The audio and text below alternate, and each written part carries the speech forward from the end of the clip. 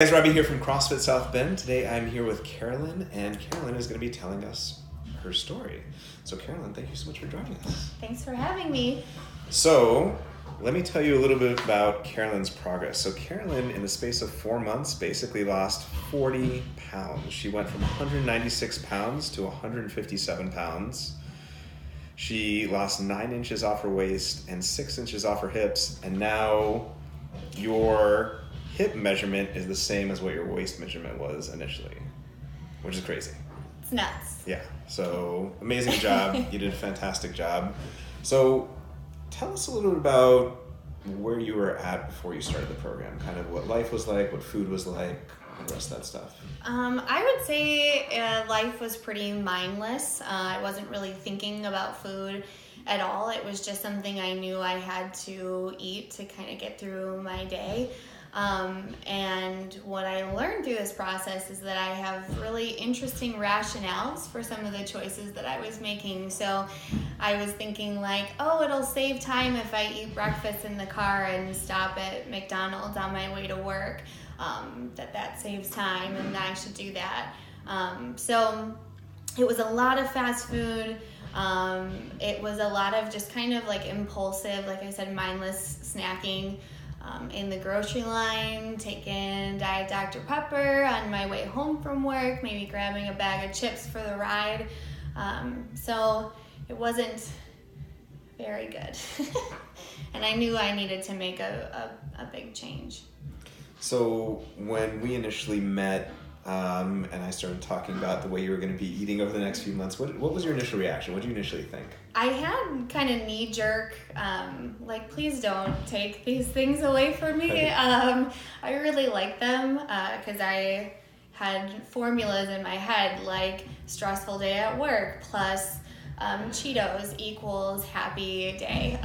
So I was a little nervous about that because I just wasn't sure how that would affect me mentally, and so I was very nervous. But I knew that, and I trusted in the program, and so I knew I had to just kind of quit cold turkey. I had to, as soon as I started Whole30, I just told myself, that's not for me anymore. I can't do those things because it's not in the rules. So for me, it had to be like immediate, and it had to be, I couldn't, wean off certain things. I had to just be done. And so that was difficult.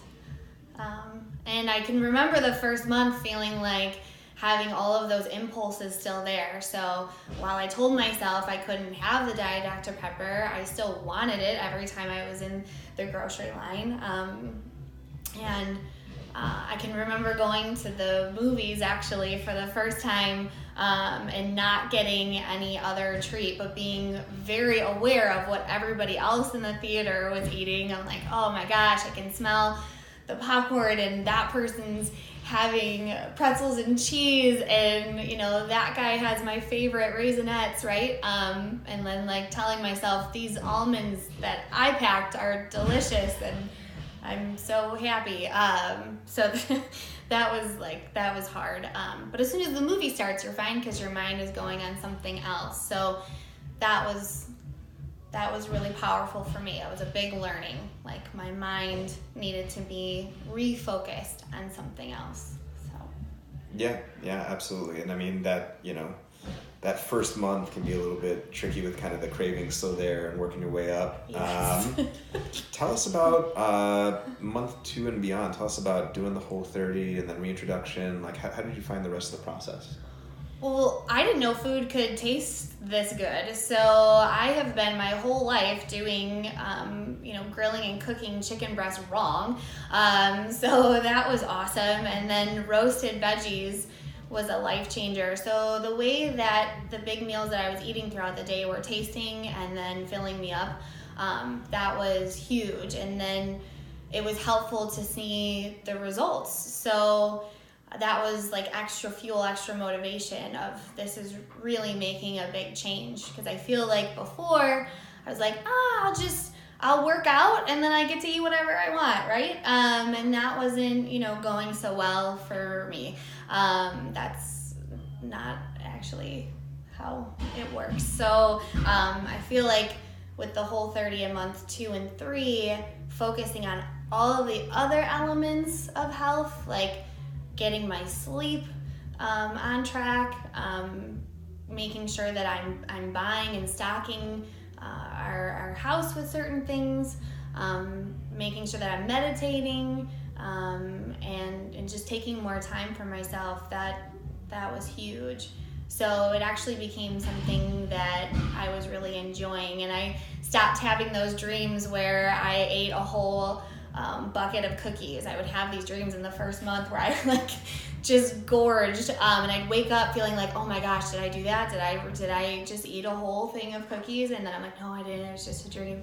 And that left in month 2 and 3, and it was really just kind of enjoying the new lifestyle.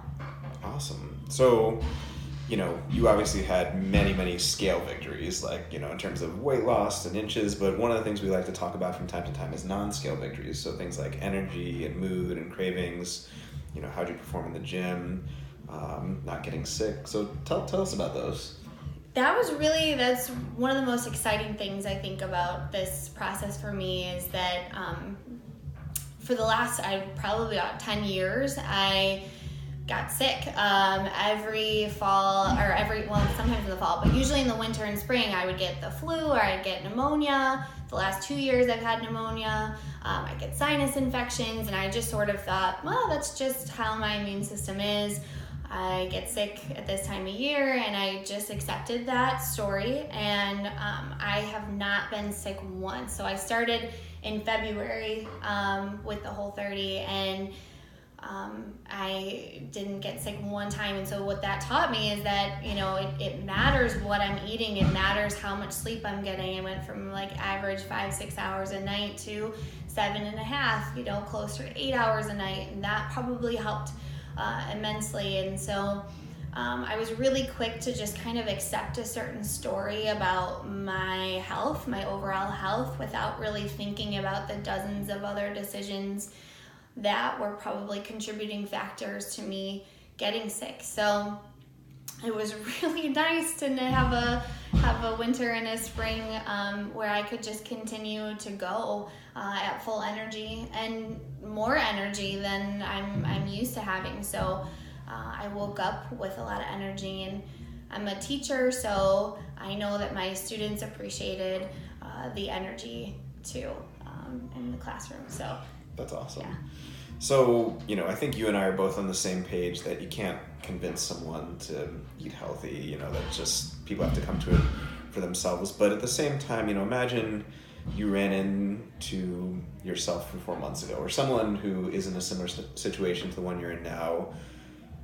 What would you say to them about, kind of what you initially thought about what you'd have to go through versus what you realize now that you've gone through it, in terms of like, hey, it's not as bad as you think, or, what are your thoughts now looking back on the whole process? I would say go to Whole Foods, get a level 4 pork chop, and it will all be worth it. No, that was really, it's kind of true. It was so good. But I think I would say you're not gonna miss the things that you thought you would as much as you would. So, and that those things don't have to be a huge part of your kind of emotional identity. So I was very much a reward system person, like, oh, I got through my work day and it was tough, so I'm gonna have this treat, or I'm stressed, I'm gonna manage it with this food. And so if I could go back to my previous self, I would say that it can look a lot different, and that food can be really, really delicious. Like, I actually, for the majority of my life, I've missed out on like really good tasting food, and so I would tell myself to be excited about what's to come, because this is definitely the way to kind of, for me, this is the way to move forward, and like for life goals, just continue this way of eating and living, and not feeling like I'm missing out, not feeling like I can't indulge every once in a while, but being really mindful about what that indulging looks like.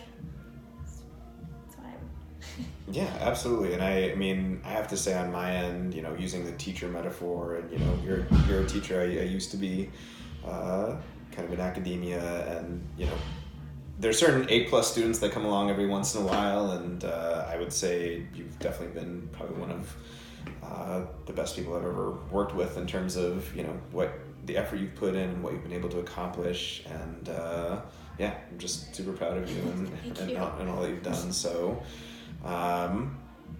thank you so much for joining us. Thank you so much for telling everyone your story. And we wish you all the best in the future. Thank you. Thanks. All right, guys. Thank you so much for tuning in. We'll see you next time.